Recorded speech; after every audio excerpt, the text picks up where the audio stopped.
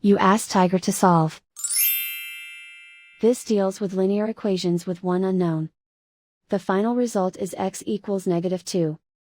Let's solve it step by step. Simplify the expression. Expand the parentheses. Simplify the arithmetic. Group all x terms on the left side of the equation. Subtract 3x from both sides. Group like terms. Simplify the arithmetic. Group like terms.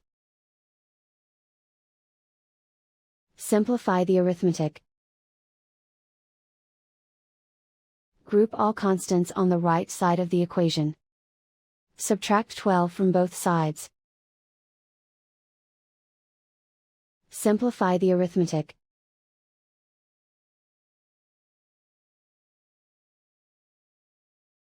Isolate the x.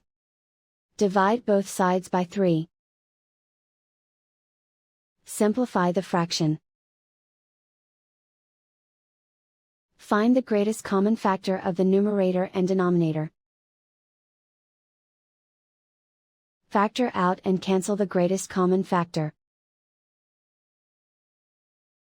And so the final result is x equals -2.